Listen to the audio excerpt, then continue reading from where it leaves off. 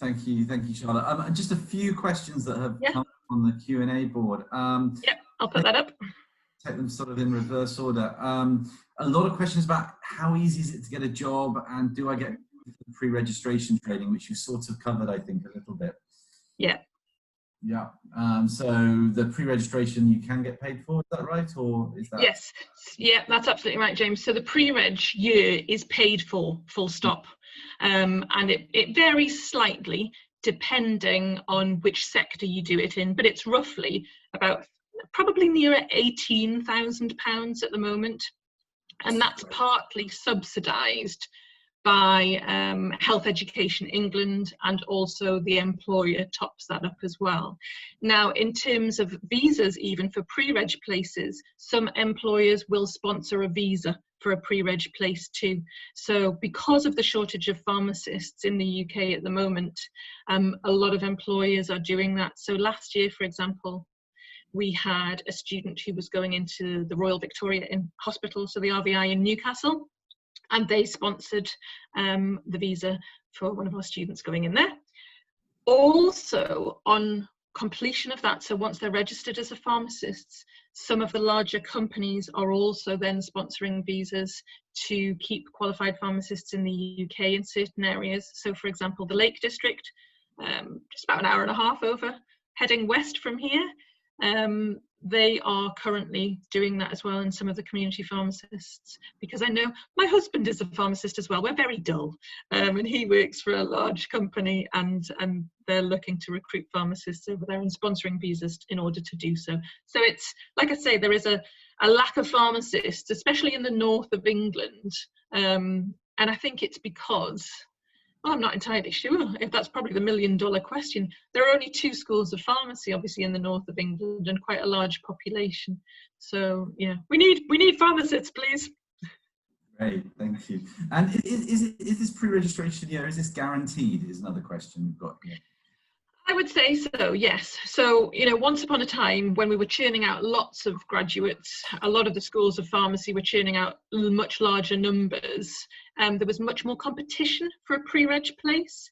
At the moment, like I say, you know, last cycle, there were 3,500 places that were put up there by the companies and hospitals, and less than 2,000 students to cover those. So you are guaranteed a pre-reg place. Whether it's your first choice is a different matter, but you are guaranteed a pre-reg place. You are guaranteed, even if you're an international student, essentially, in this day and age. Yeah, absolutely, because we've got so few pharmacists at the moment. Yeah. Great. One question from Korea. Is there a second chance, for example, resits and retakes within the final exams to be pharmacists? Yeah, so as in, I think that probably means, James, the pre-registration exam. I think it does, yes. Yeah. That's a really good question, actually. Yes, so you actually get 3 attempts to pass the pre-registration exam. So they only do it at certain times of the year. I'm speaking, you know, normally. Everything's a little bit up in the air at the moment with it. So usually those times to sit the exams are June, end of June, and again at the end of September. So first sitting is usually, so if a student graduates and they graduate, you know, like July from us, they commence their pre-registration year at the end of July, beginning of August. They will then work until the following year, sit their exam for the first time in June. If they didn't pass first time, they could do it again in September. If they didn't pass it then third chance would be the following June. In terms of how many students fail from Sunderland, I cannot think of one in the 8 years that I've been there that has not got through by the final attempt, put it that way.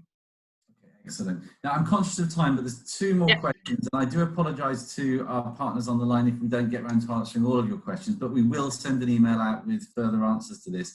But there's 2 here which I think everyone will find interesting. The first is, do you have graduates who practice outside the European Union after they have qualified?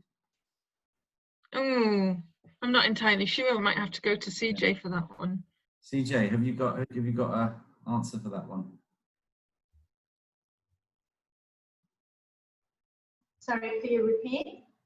Yeah, CJ, it's James. Yeah. Do graduates who practice outside the European after they've qualified is the question. Okay, so we do have students from one of our agents that practice in some Europe country. This is what we heard. We don't really have a track record, but if you need it, we could give you some of the information. Yeah, but yeah. For example, CJ, you're recognized in Malaysia, for example, right? So you've got practicing pharmacists in Malaysia, and you've also got practicing pharmacists in other countries around Asia, I would imagine, yeah? Yeah, Australia, yes, Australia, yeah, some European countries, yeah. Yeah, great, that's fantastic. And the final question, Charlotte, is somebody's asked them, I'd love to find out how many international students are studying pharmacy in general in the UK? Ooh, lots. Lots, okay. Lots and lots.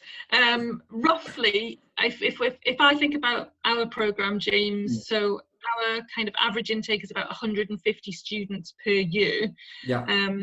A lot of them, so I'd say probably 2/3 almost, or definitely between half and 2/3 are international students at the moment.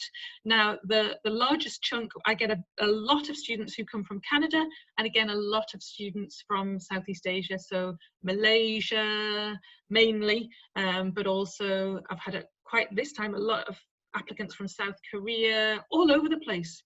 I love it. It brings an eclectic mix. So there is a really vibrant international student community at the university as a whole, but especially in our pharmacy team as well. That's so great. Lots and lots of overseas students.